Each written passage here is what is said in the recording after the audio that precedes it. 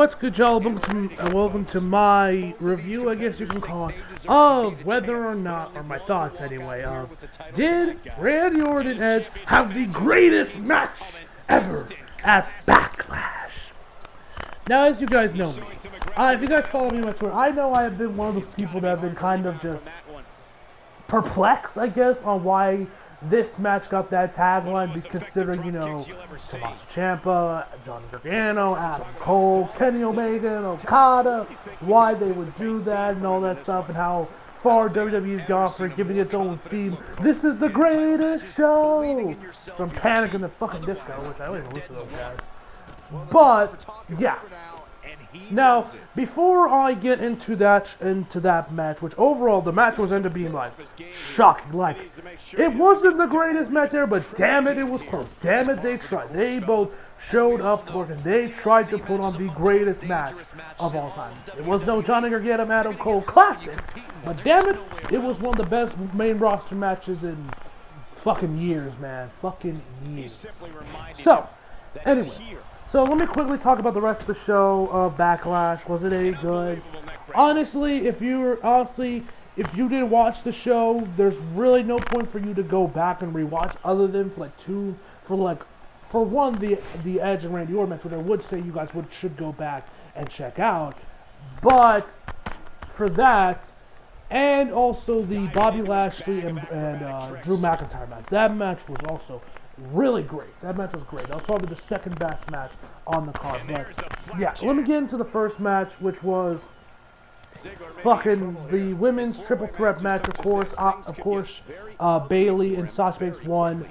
This match wasn't as offensive as I thought it was gonna be, but it still wasn't really that good.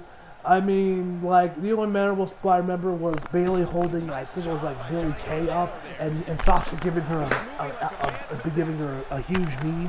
That's what I remember, and of course, Sasha taking the pin on Alexa Bliss, which, ooh, that's always a good day. When I see Alexa Bliss get pinned, that is a good day, ladies and gentlemen. That is a good day. We also had the Raw Women's Title match, which was fucking horrendous. Double count because we must protect the safety hazard because she is the cousin of the Rock. We don't want to piss off the Great One, apparently.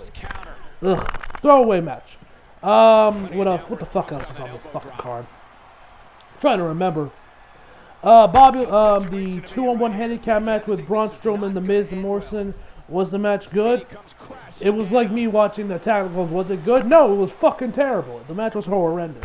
And that goddamn music, for the love of God, can Miz and Morrison stop making music videos? They're fucking horrendous. Hey, oh. I don't want to listen to any more of Johnny Drip Drip and MCMIZ. Please spare me. So that match was also fucking terrible. What else? Like I mentioned before, the Bobby Lashley match and Drew McIntyre match was great. Really hard hitting. I know a lot of people I was one of those people that wasn't invested in this match at all just because I just don't really care. But of course, you guys know me, I watch JD, and JD would mention a couple times that people would tell him oh, give them a chance. They have great matches in Impact. And I'm just like, whatever. And, well, y'all proved me right. This was a great match. This is probably the second best match on the card. Only thing I really remember from that match, other than, the shit with Lana, which was just hilarious. Like, you picked this spot out of any spot in the match to air your grievances with your husband. You picked when he's on, when he got Drew McIntyre on the ropes, and he could possibly, we might see a title change.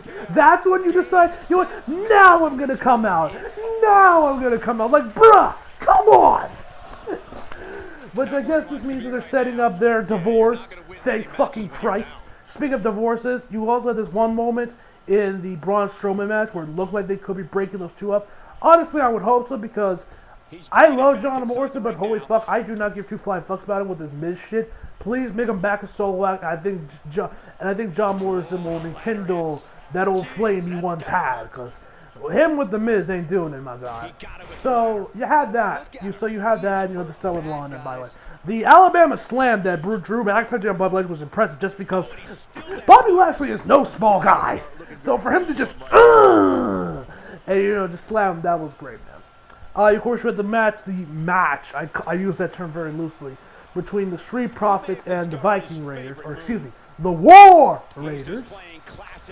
I've actually been one of those people that have actually enjoyed all the what you can do, we can do better segments. Like I like the golf one, I like the bowling one, I like the triathlon one, I like the axe throw and the basketball. I've liked all of these segments. I thought they were all very entertaining. I've overall enjoyed myself.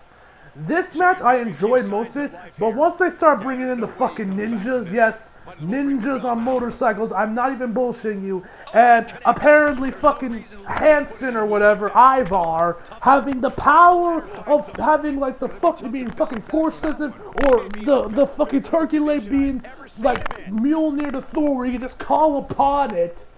That's when it just got this. I'm like, okay, I'm done. This is just stupid. This is just fucking stupid. So. Yeah, it wasn't even really a match, it was just them kind of just punching each other until Akira Tozawa and his group of ninjas, till this big black dude rocking a fucking katana came out there like, I'm expecting this dude to bring out the fucking Sharingan out of this fucking point. Like, Christ, am I watching Naruto or fucking wrestling? Anyway, so after all that, we of course had the match between Edge and Randy, like I mentioned before, was fucking fantastic. So, let me talk a little bit about the match. So, one thing I gotta say, they first off before they started the match, which this match was, by the way, was pre-taped, like a week prior, they pre-taped this match. You can obviously see why, with all the camera angles and shit they did with this match. Byron, which by the way, I gotta say, the commentary for this match was on point. I forget the name of the play-by-play guy. His name is slipping my mind at the current moment, so apologies for there. I can't remember his name. But Samoa Joe, bruh. Samoa Joe is so good on fucking commentary, man. Like, I hope he stays. He is so good on commentary. He's far better than fucking Corey Graves, who I can't fucking stomach. He's better now when he doesn't have Byron Saxton, but I still can't really listen to the guy, especially after the bullshit he did to Marlo Ronaldo. Back at Survivor Series, yeah. I still remember that shit. You know, he's actually one of the few people I actually have blocked on Twitter. And I don't block people often, so you know I fucking despise them. So with that little fun fact out of the way, you had the commentary team, John, what the hell is the dude's name? I forget his name. His name slipped my mind, but the main play-by-play guy for Raw, he was fantastic. I can't remember his name for whatever reason, but he was great. So, Byron came out and mentioned first off that this match is going to have unique camera angles and enhanced audio. Now, what did that mean? That meant that they were going to do piping crowds to make it feel like more than there's 12,000 strong in an arena with this match going. Which, at first, I didn't really like. It felt kind of forced, felt just unnecessary. But as the match went along, I did mind it at all as the match went on. So, anyway, once the match, first off, after the registers happened, you actually have the referee, I don't know who it was, actually rocking the old school blue shirt with a bow tie on it, and they even had like this mic stand or whatever, that like an old school mic stand that I guess WWE used back in like the 80s when they were doing all their shows inside Madison Square Garden that had MGS on it, and the voice of Howard Finkel, which first off, when I saw all this shit, I was like, Jesus fucking Christ. I'm like, really? Y'all are gonna do this? It's gonna be that overproduced? Oh dear God, this match is gonna be fucking horrible. But after you got through all that initial cringe and the match actually got started, it was very good. Now, I liked all the new camera angles they got with this match. Like, they had some where they had, you guys know AEW Dynamite, and WWE uses this camera angle like occasionally, but they don't do it all the time. Well, they actually had like cameras on top of the turnbuckle post. They had cameras there which got you some cool angles right there, but they also had some angles where you had like the camera inside the ring actually, and you got these really cool close-ups. Like one that I didn't really like was when they were in a collar elbow tie-up. They were going after each other. You had this one angle where like the cameraman had to be like on the floor looking up at these two, which I thought was a bit ridiculous, that angle. But besides that, the rest of the cameras they used was great. You actually have Randy Orton do a blade job in the match, which I always like. I liked because you don't see blade jobs that often in WWE nowadays. So whenever I do see it, I always appreciate it because I know you don't see blade jobs that often in WWE since this went PG. And I do enjoy a good blade job. I do enjoy when a match gets some blood. It can really add a lot to a match. So anyway, you have that. Of course, Randy Orton was attacking the neck, which, bro, when he started like really attacking the neck, your boy started cringing. And I gotta give major props to Edge's facial expression. Like, first off, Edge's selling was great. Like, there are times where I'm like, yo, bro, you alive over there? And the face when Randy went for a backbreaker but turned to a modified neck breaker, the look on Edge's face, because the look on his face was like, he knew he fucked up, and he knew he was gonna get like his neck was gonna get fucked up, and so that was great. His facial expression there, of course, when shit hit the fin, and Edge got those crazy eyes back, and he was like setting up for the spears. Oh, it was great shit. I love it when Edge does it, when Edge has those crazy eyes hopping around the ring, just being like, come on! It's all patient, like, look at his chops and shit. I always love that shit from Edge when he like sets up the spear. It's always great. Yeah, him hit the Edge-o-matic, the Edge Innate or whatever that GDT he does is called. So those were cool to see again. So after you, of course, have him ready focusing on the neck, but you also have some other stuff with them guys going out. Like, this match was also very technical. And this match was like 40 plus minutes. So this was like some damn near Kenny Omega Okada leg going on here, which I appreciate. I didn't know Randy Orton could go that long. But once again, Edge has shown us that even though the dude's like, what, 47 now? That man can still go. He might not have been in the ring for 90, but man, does he can still go, man. And I'm so happy to see that because I loved Edge as a kid, even though I pretty much saw only like the tail end of his run, because you guys know I started watching WWE in 2010, and he would retire the next year's WrestleMania. I still loved Edge, and I always thought he was so cool. And of course, I seen a handful of some of his earlier matches as well, back when he was like really into the Rated R Superstar gimmick with Lita. Oh, that was some great shit. But yeah, man, Edge, man, the man might not wrestle for 90, but man, can he still go, which was great to see. So, you had that. Like I mentioned, you had the blade job, you had the very technical work, counters. One thing I liked was Edge's selling, because it showed as the match started off, they showed off how Edge might be how wary and self-conscious or not completely confident work. Like, you guys know when wrestlers run the ropes and they do, like, when some wrestler falls onto the floor, the wrestler jumps over them and they run the ropes again, and might lead into an arm drag or something. They did that where Edge actually tripped on Randy and fell out into the ring, and Edge is like, fuck. You had other times where he does a bunch of arm drags that Randy like counters it, he doesn't get it. You had one time where he was like locking him and like going down for like a headlock, but Randy managed to slip out of his grasp.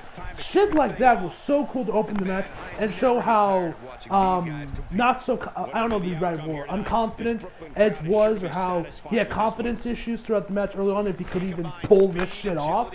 Which of course we as the fans were all like, you can't make the greatest match ever, you can't do this, because let's be real, as much as we love Edge and Randy Orton, they are not Johnny Gargano, they are not Adam Cole, they are not Kenny Omega, they are not Okada, and they sure as it ain't gonna put on something like Adam Cole did with Johnny Gargano, or Kenny Omega with Okada in their full match. But, like I mentioned before, damn it, they tried, and they got close. So, and you can also make the argument that this was also like them paying tribute to a lot of the other matches that have been like the greatest of all time. First off, because of like the old school feel of the match, well, not feel, but having Howard Finkel do the announcing. You had, of course, the blue shirt with the referee, the MGS mic stand, and just some other spots referencing to previous matches, which we'll talk about those in a minute. But you could also make the argument that this was, and Edge also mentioned this on After the Bell podcast, that he doesn't view this as them putting on the greatest match ever. They don't see this putting on, oh yeah, we're going to do a better match than Kenny Omega and Okada at fucking Dominion. And their 60-minute tie, or their 2 out of 3 falls match. Or Adam Cole and Johnny Gargano at TakeOver New York, or TakeOver 25. Edge viewed it as he's going to do is have this be the greatest match of his career. Which, from the matches I have seen, like I mentioned before, I've only seen the tail end of his career, and I haven't seen a lot of his great matches. The only other matches from like his older years I've seen that I can remember off the top of my head, at least I saw recently, was his match with John Cena at Unforgiven 2006 in that TLC match that was held inside Toronto. That's not like the only other one of Edge's older matches that I like visibly remember actually watching. I haven't seen any of his matches with The Undertaker. I haven't seen their original matches at WrestleMania 24, their Hell in a Cell matches at fucking SummerSlam, or the match they had at Backlash. I haven't seen those matches. So for you guys that might have seen Edge's career since the beginning, since he was back from the Attitude Era onward, you guys might think this match wasn't as good as some of his other matches, but for me, I would definitely say this is probably his best match. If not, it's in his top 3, top 5 at the very least. But but then later on in the match, shit started getting crazy, and I mean crazy. You had Randy Orton hitting fucking pedigrees. You had Edge doing a rock bottom. I was actually expecting to see Randy Orton pull out a fucking figure 4 and you know, like, in tribute to the Nature Boy, but he didn't do that because, you know, they'll tie with Evolution and everything. So that was cool.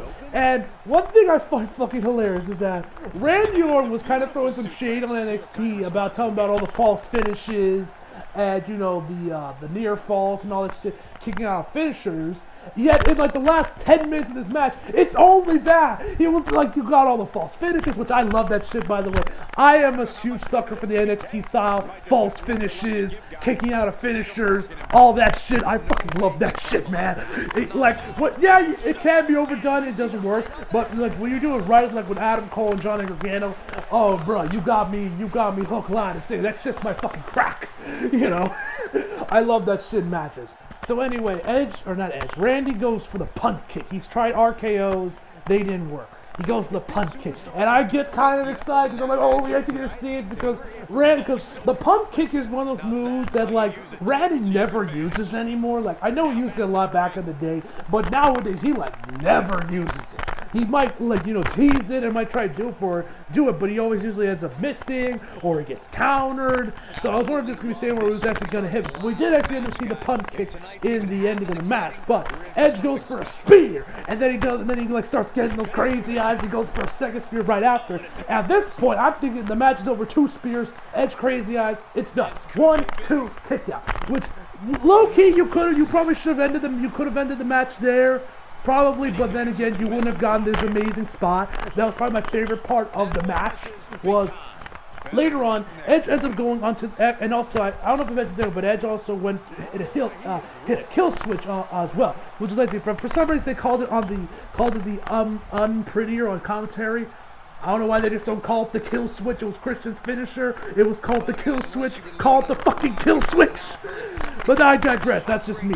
But anyway, I love this callback to Christian and Randy Orton feud, which is probably one of my favorite feuds. And that was probably my peak love of SmackDown was when it was in 2011 when you had all the great shit going on with Daniel Bryan, Edge and Christian and Randy Orton, Mark Henry, Randy Orton, all that great shit, the Hall of Pain, all that good shit. So anyway, he goes on top of the second rope, and then he jumps backwards goes to like, I don't know what, hit like a elbow or whatever, but he ends up getting an RKO, which if you guys remember, back when Randy Orton and Christian first had their first match for the World Heavyweight Championship, right after he won it at Extreme Rules, Christian did the exact same move, got RKO, and lost the belt. I remember that. I was like, oh my god, that's such a cool callback to their feud, and I just started marking out like crazy. You guys saw me on Twitter. I was marking out like crazy because that was one of my favorite feuds.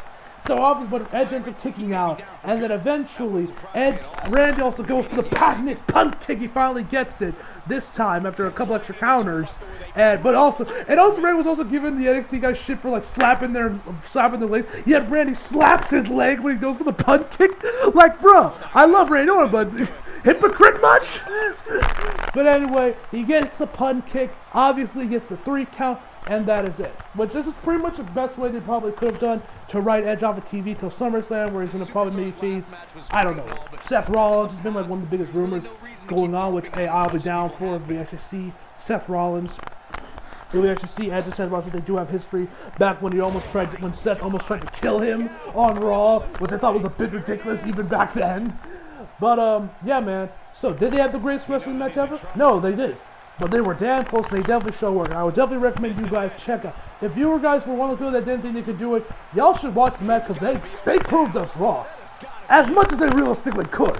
But, yeah, man, I highly recommend if there's one match from this show that I recommend I recommend you guys check out if you didn't watch the show, it is definitely the match. It was fantastic. It was definitely going to be a match of the year candidate when it comes to WWE. So, yeah, man. So what would I give the show overall? Backlash, I would probably give it a 6. I would also probably give it a 5, but because of how good the Edge and Randy Orton match was, and the Bobby Lashley match, I'm going to give it a 6. Otherwise, I would have given this show like a 5. So yeah, man, tell me now what you guys saw Backlash. Did you love it? Did you hate it? What did you think of Edge and Randy Orton's match? Did you think it was better WrestleMania? I was actually one of the few people that actually liked the WrestleMania match, but this was way better. But yeah, excuse me. But yeah, man, tell me all that down below, and hope you all enjoyed the video. Leave a like if you did, subscribe if you're new, follow me on Instagram, Twitter, if you like, links on the description box below, and as always, come out for more. See you guys next time.